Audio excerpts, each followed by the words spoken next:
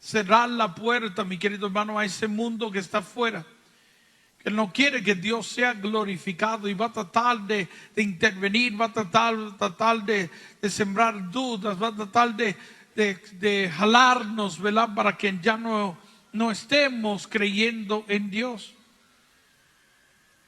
Va a tratar de sembrar inseguridades en nosotros, mi querido hermano, para que ya no esperemos en el Señor. El mundo, mi querido hermano, no pienses que cree igual que tú.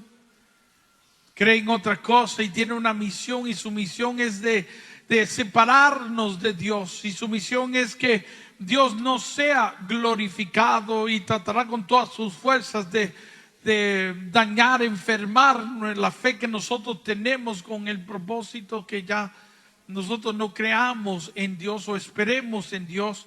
Y al final todo es para que Dios no sea glorificado. A veces tenemos que cerrar las puertas a ese vecino que lo que viene es a traernos problemas, a ese vecino que es un chismoso, a ese vecino que lo que le gusta es hablar solo de circunstancias, enfermedades, problemas de uno, problemas de otros, problemas de todo lo que esté pasando en el mundo. A veces, mi querido hermano, tenemos que escoger nuestros amigos. Mi papá decía, decime con quién andas y te diré quién eres. Y es importante, ¿verdad? La Biblia dice de que consigamos ese buen amigo, que un buen amigo vale más que el oro y que necesitamos conseguirlo. A veces, mi querido hermano, no todo el mundo que se nos acerca pues viene a apoyarnos en la fe, sino que servirá como un instrumento para que nosotros ya no creamos en Dios, como le pasó a Jairo. Jairo, mi querido hermano, iba creyendo en algo, iba caminando con Jesucristo. En el Evangelio de San Marcos, capítulo 5, versículo 21 en adelante está la historia de él. Jesús convenció a Jesucristo en el versículo 22 que le acompañara. Y Jesús se fue con él hacia su casa porque tenía una hija que se estaba muriendo. Pero él creía que si Jesús llegaba a su casa y le imponía las manos, su hija iba a sanar de esa enfermedad que la estaba llevando a la muerte. Pero dice la Biblia que mientras iban caminando, vinieron de la casa del jefe de la sinagoga. ¿De dónde vinieron ellos? ¿De la casa de quién? Del jefe de la sinagoga, del jefe de la sinagoga, que es Jairo, el que está caminando con Jesucristo. De la casa de él vinieron. ¿Creen, mi querido hermano, que estas personas que estaban llegando con esta noticia eran personas muy cercanas a él? Eran personas de confianza por la forma como le hablaron. Le dijeron, ¿por qué molestas al maestro? Tu hija ha muerto. Jairo era el jefe de la sinagoga, era el principal de los sacerdotes. Era una persona de mucho respeto y de mucha autoridad, y no todo el mundo le podía hablar de esta forma. Solo personas muy cercanas a él. Y vinieron de su casa. Pero no vinieron para apoyarle en lo que él estaba creyendo, sino para desanimarlo.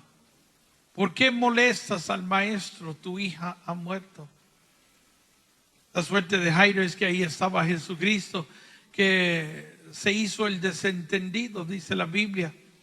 Intervino entre ellos y Jairo. Y vio Jesús que esa noticia le había afectado a Jairo y le dice, no tengas miedo, creer solamente. Jesús va con él, siguieron hasta su casa, y cuando llegan a su casa se encontraron con todo el mundo llorando, y Jesús también le dice a los que estaban ahí, ¿por qué lloran? La niña no ha muerto. Y la gente se molestaron ahí porque Jesús dijo esas palabras. Y te cuento esto porque Jesús no dejó que nadie entrara a la casa que no fueran personas que creyeran igual que Jairo. La esposa de él y los discípulos que andaban con Jesucristo fueron los únicos que pudieron entrar a la casa. Mas Jesús no entra a la casa hasta que todos los que estaban llorando salieron fuera. Sí, Él sacó a todos los llorones primero y luego entró con los creyentes. ¿Por qué los sacó a todos? Porque ya estaban plenamente convencidos de lo que había ocurrido ahí. Estaban llorando la muerte de la niña. Los demás, mi querido hermano, estaban creyendo en otra cosa, y Él, para proteger lo que Jairo estaba creyendo, lo protegió con creyentes, con otras personas que creían diferente a esas otras personas. Entonces es importante nosotros tener amistades con creyentes. Es importante nosotros venir a estas reuniones. ¿Sabe lo que dice la Biblia? No dejen de asistir a sus reuniones, no falten a sus reuniones. Es porque aquí venimos a fortalecernos, mi querido hermano. Aquí nos llenamos de palabras de Dios. Aquí nuestra fe crece y nos fortalecemos para salir de nuevo a un mundo que su misión es de destruir la fe que nosotros tenemos. Pero necesitamos tener un cuerpo de creyentes y tener amistad con creyentes, porque un yugo desigual no funciona. De nuevo la Biblia dice: ¿cómo dos pueden caminar juntos si están en desacuerdo? Pero habla la Biblia también en el Evangelio de San Mateo, capítulo 18, versículo 18, sobre el poder cuando dos creyentes se ponen de acuerdo en algo. Y eso es lo que el diablo no quiere. Por eso que el diablo siempre trata de dividir las comunidades, dividir las personas, los matrimonios, dividir, ¿verdad?, las familias, y todo con el propósito de que no se junten para creer en algo y se hagan fuertes. Así como los que construían la torre de Babel. Se pusieron de acuerdo todos y empezaron a construir una gran torre para llegar hasta donde estaba Dios. Dios vio, ¿verdad?, la unidad, vio cómo se unieron ellos para hacer eso, y el mismo Dios dice así: dividamos, vamos a dividirlos, vamos a confundirlos con su idioma, que no se puedan comunicar, para que así no se unan, se pongan de acuerdo y lleguen a lograr ser más fuertes que nosotros. El mismo Dios sabe que cuando dos se ponen de acuerdo en algo, eso es poderoso, y el diablo lo sabe también, y por eso que trata de dividirnos para que nosotros no logremos eso. Entonces es importante uno tener comunidad, es importante uno tener un cuerpo de creyentes, y es importante a veces, mi querido hermano, apartarnos de todas esas cosas que hieren a nuestra fe, que hacen daño a nuestra fe. ¿Y qué es fe? Mira, fe no es nada más que el compromiso tuyo en las cosas que tú crees que vas a recibir. Amén. Y hasta que Dios no te vea a ti comprometido haciendo todas estas cosas, hasta que Él no te vea comprometido, nunca lo va a ver con seriedad. Pero cuando Él te vea haciendo esto, caminando en lo que tú estás creyendo, es que entonces lo ve con seriedad. Y si lo ve con seriedad, se va a comprometer contigo y te va a conceder lo que tú crees ya tener. Amén. Entonces,